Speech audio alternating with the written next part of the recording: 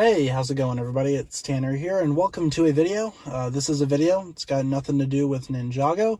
If you don't believe me, well, continue watching.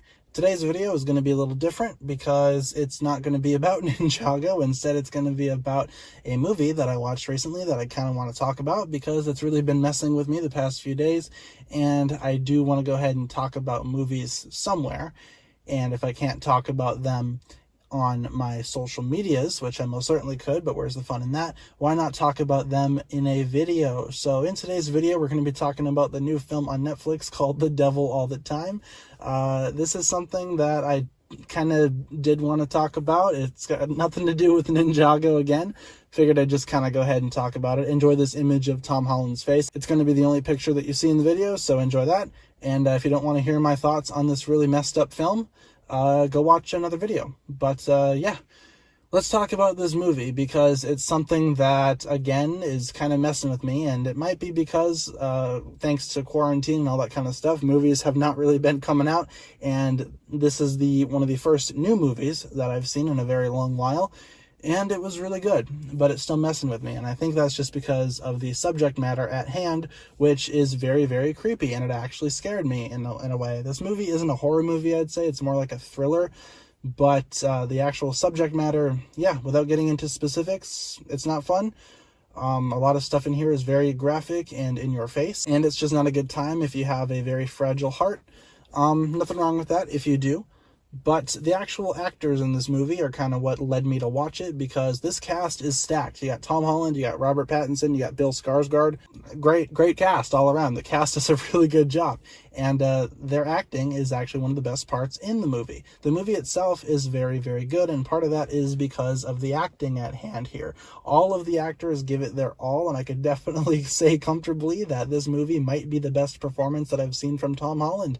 It's actually really surprising how good he was in this movie. Even Robert Pattinson, to an extent, he makes you hate him in a good way, and he does his job. All the actors do their job. It's kind of hard to talk about, I guess, the actual details of the movie without spoiling it. I don't want to spoil it for anyone that hasn't seen it yet, because I feel like this is a movie that you definitely should go watch. Aside from the acting, the actual pacing of the movie is really good. The beginning is kind of slow in a way. It kind of sets it up. I mean, the movie is 2.5 hours long, and the first 45 minutes are kind of just setting up the storyline, or storylines, I should say, because this movie has a whole bunch of storylines going on at the same time that kind of intersect towards the beginning and then kind of break away and then intersect again towards the end of the movie. In a way, it kind of reminded me of a modern day Pulp Fiction, except not as good. In my opinion, there can't really be a modern day Pulp Fiction because Pulp Fiction itself is just that great. It's a very, very classic film, and it's one that kind of is the standard for cinema, I would say. But this new movie, The Devil All the Time, it comes pretty close, and I can tell that it was kind of taking inspiration from Pulp Fiction in the way that it sort of tells its story, and then again with the multiple storylines. It just reminded me a lot of that, and if it actually didn't take inspiration, I'd be very much surprised. There is a little bit of action in this movie. It's not all just dialogue. Genuine action does pop up a lot throughout this movie, and it just kind of messes with me a little bit as well. Just a little bit of a personal story. The night after I went ahead and watched this movie, I was very freaked out sleeping. It was not a good time. Usually movies don't freak me out, or at least genuinely terrify me.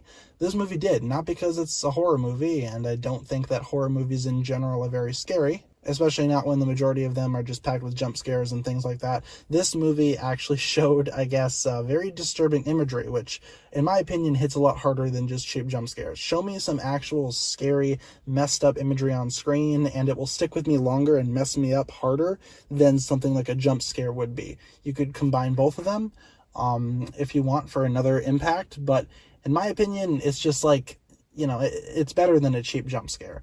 Because I could tell that it is, because it actually messed me up. It made me scared, and it made me anxious, which is something that a lot of movies just don't do. Part of me wonders if it's because I haven't actually seen a new movie in a while, and this movie was one of the first new movies that I watched.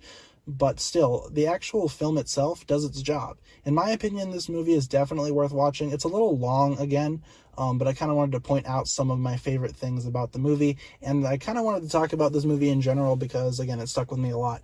And if I wasn't doing Ninjago videos for a YouTube career, I would most definitely be talking about movies because, again, it's my passion. I've been to film classes, stuff like that. I've studied film. I've made my own films before. And this movie kind of, I guess, gave me a lot of inspiration, not in terms of the subject matter, don't twist my words, but it kind of gave me inspiration, like, as a filmmaker and kind of as, like, just as a film student, as well as just the next step of that. And this movie definitely opened my eyes to a lot of that stuff. And it's a really good film. I don't think a lot of the reviews do it justice. I feel like in general it should be getting much better reviews. I feel like the only reason that it's not is because of the subject matter. It's got a great cast, including, again, Tom Holland. You got Sebastian Stan. You got Bill Skarsgård and Robert Pattinson. The actual cast itself is stacked. All the acting is great. The action is good when there's action. The dialogue is good when there's dialogue. The actual cinematography is great. Everything that you could say down the board is awesome. The actual imagery at hand is great. The only thing that's bad is the subject matter, but that's not the movie's fault. It's just the fact that the subject matter of the movie is bad. And that's what we're going to be leaving it on here. Hopefully you guys enjoyed this video that totally wasn't related to Ninjago in any way. If you want more videos like this, let me know. Just kind of rambling about a movie that I really liked. So definitely go check out The Devil All the Time on Netflix. Streaming now. It's a great movie.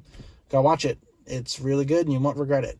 With that being said, guys, thank you so much for watching. If you enjoyed the video, be sure to like, comment, subscribe, do all that fun stuff, and check out the links down below in the description for my other forms of social media. As always, big shout out goes out to my Patreon supporters, including, once again, the Marvelous Jan. Thank you guys so much for watching this video. Once again, my name is TannerFishies, and with that, I bid you farewell.